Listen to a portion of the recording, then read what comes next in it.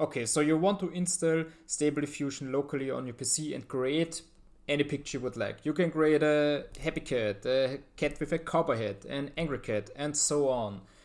Nothing you can't do with the software. I'm gonna show you how to do it. I will provide you step by step the information, the links in the description of the video, and the timestamps you can follow all along. So our first step is to go to the website of automatic1111. You can click on the link in my description. It will lead you right to this website. On the first look, it looks a little bit confusing, but don't worry, we don't need any of this. We just go down all the way till you get to this passage, the automatic installation on Windows. This is our first step. So the next step is to install Python. Either you click on the link in the description of the video, or you go back to the website and click on install Python.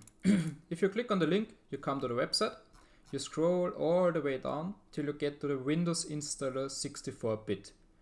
You click on it, save it, and you can open the file. I delete this one. Once you open it, you see this window pop up. The next really important part is to click this button here, add Python 3.10 to path. After this, you click on install now and it will install it. Mine won't install because I have already installed it, so don't be confused by this. Once it is finished, you can close the window. So the next thing after installing Python, we want to go to install Git. Either the link in the description once again, or you go to the website and click on the link provided there.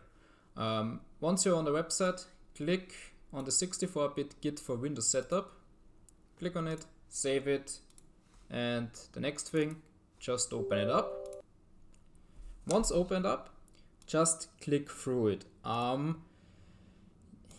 Yes, you don't need to change anything here. We just click next, next. Always take the provided options.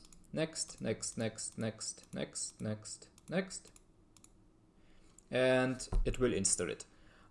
We don't have to pay much attention to the things there because we only use it for 1 or 2 commands, nothing more. So just wait for it to install.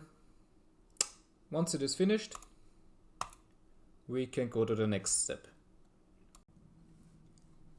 So the next thing we want to do is to download and install the Stable Diffusion web UI.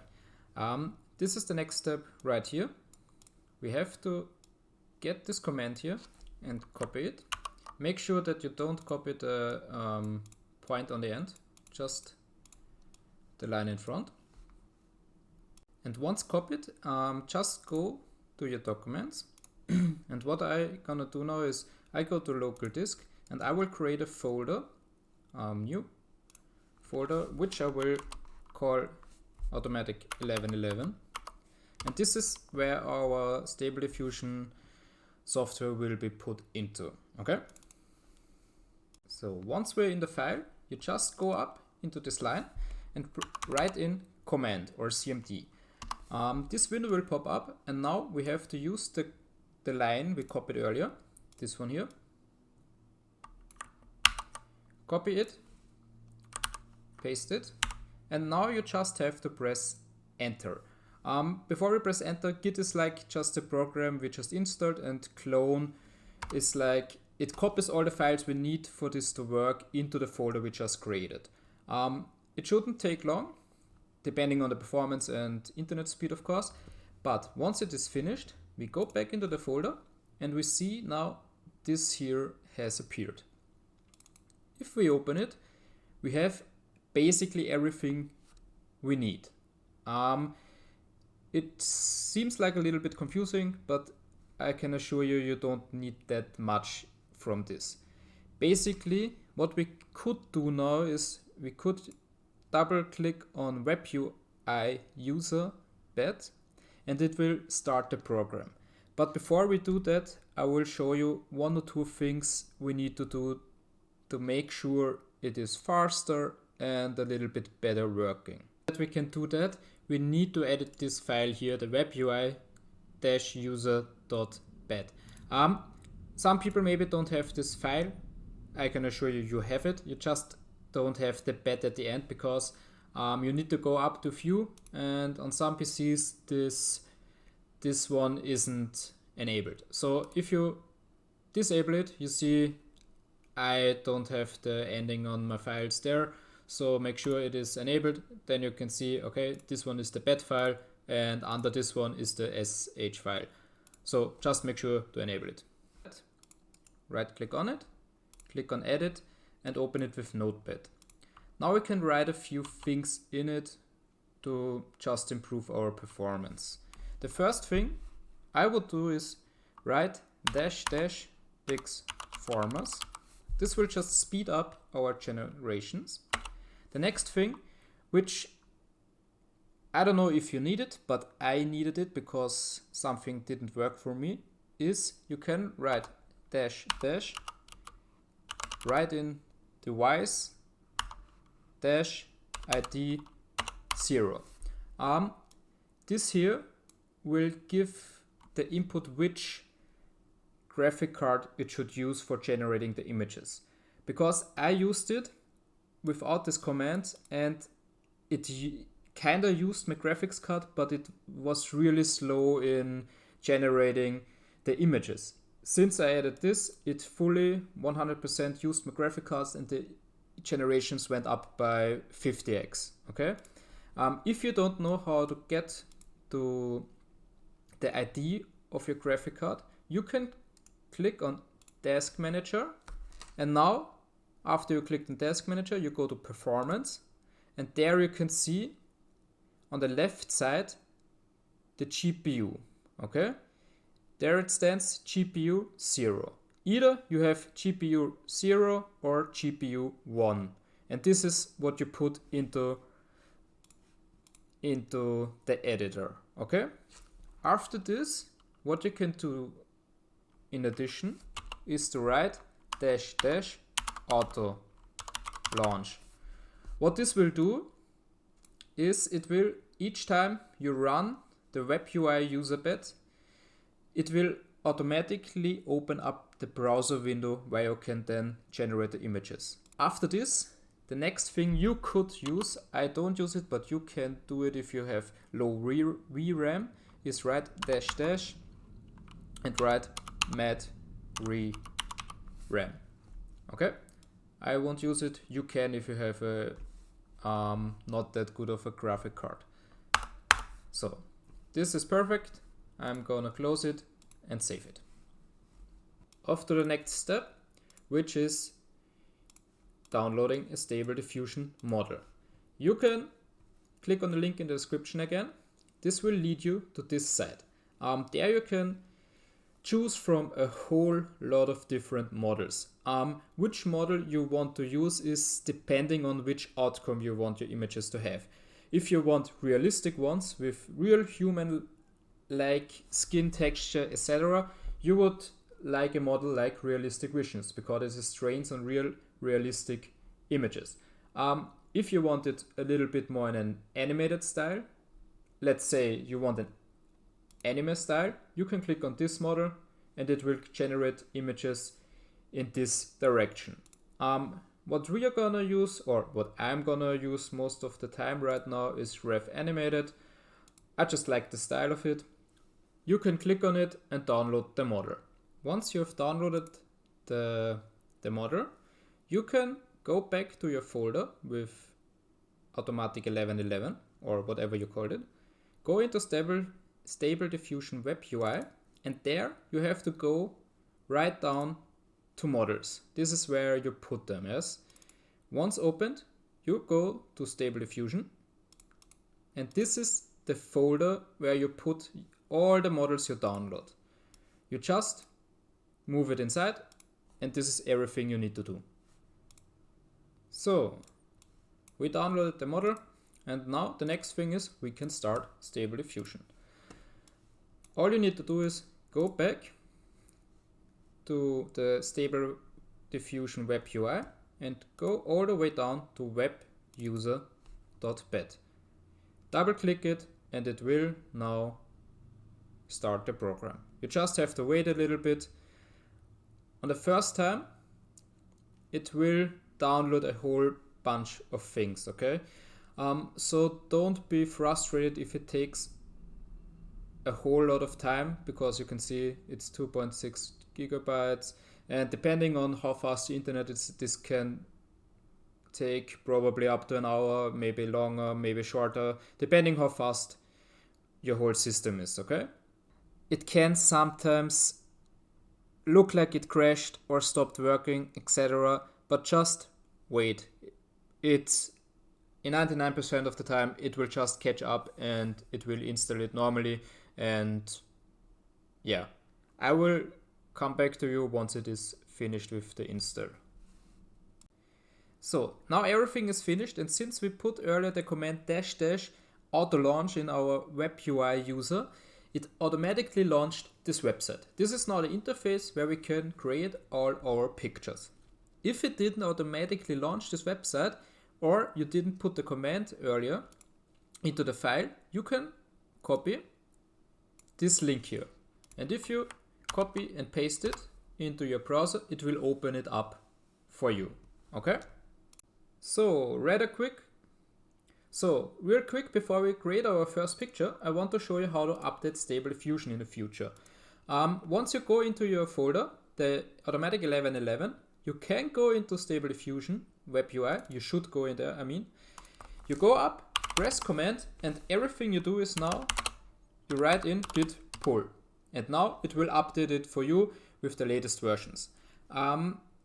Ours states now it is already up to date because we installed it a few minutes ago. What you can do is to automate this process.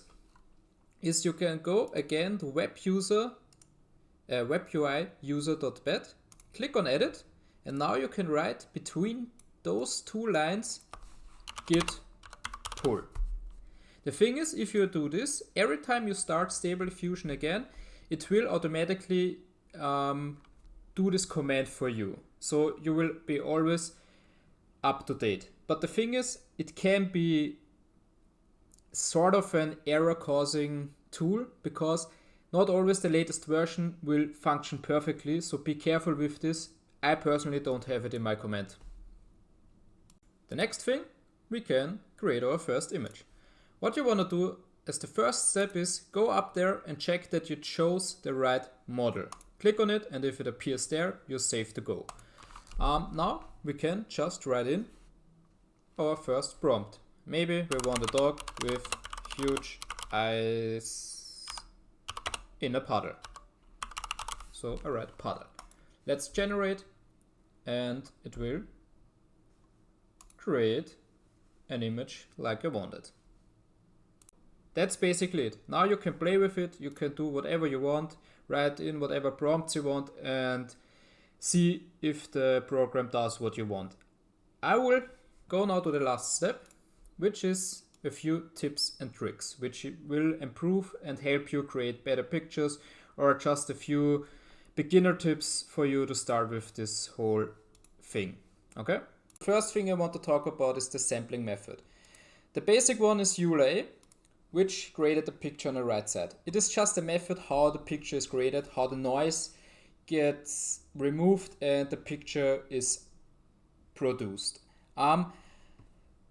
What you see is there are many differences. So basically, it is the most stupid tip, but just try them out. Not always is there one best sampling method to create the best pictures, because it depends on the prompt, it depends on the model you use.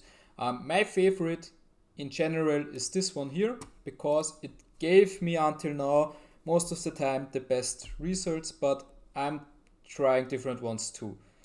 You see, it is slightly different than the other one, so just try it out.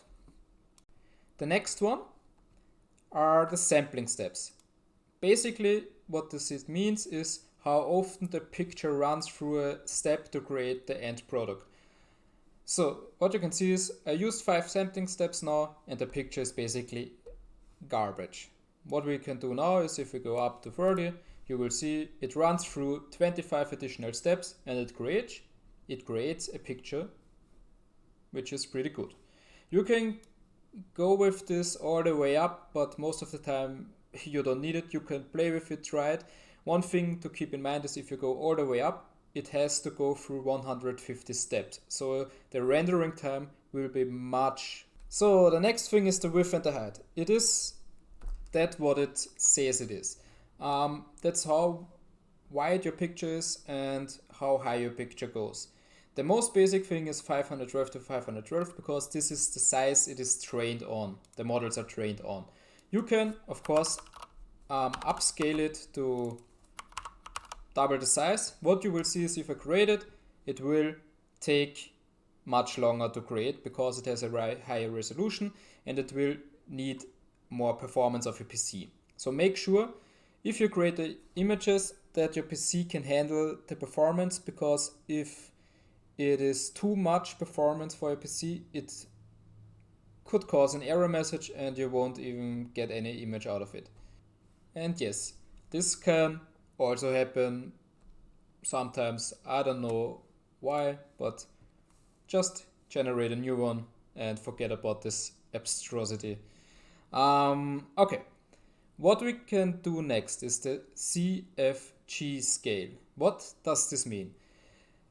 The higher the CFG scale goes, the more strict it will follow your prompt. The lower you keep it, the more freedom you give the program to work with.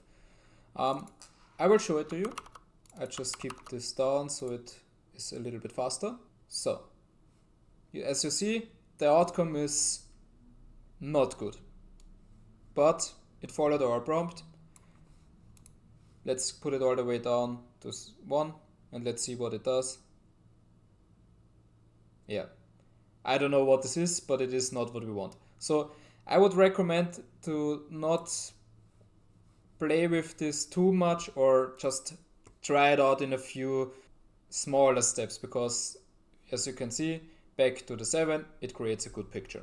So what you can also do if you don't want to create one picture after each other, you can increase the batch size, which just means that the higher it is, if you put it on 5, it will generate 5 pictures at the same time. The batch count doesn't do it at the same time, but it will make them after each other.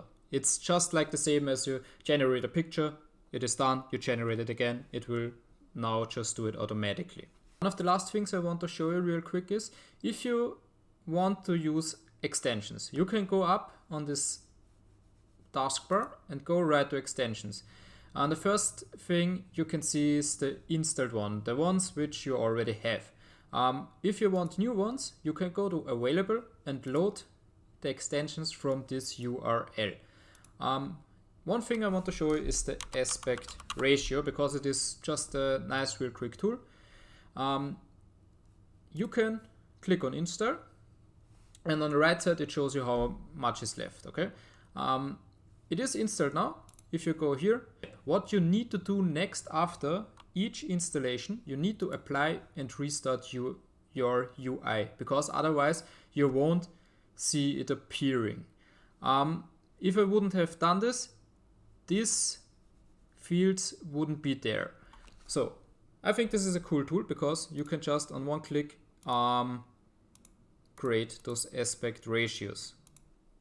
So we are done. You can use it any way you would like it. I just want to show you the one last final thing, which is where are the pictures stored, or where are your outputs. You go back to your automatic1111 Stable Diffusion Web UI, and then you go to outputs, and then it will create an image folder with the date, and there all of your pictures are stored. That's it, and bye.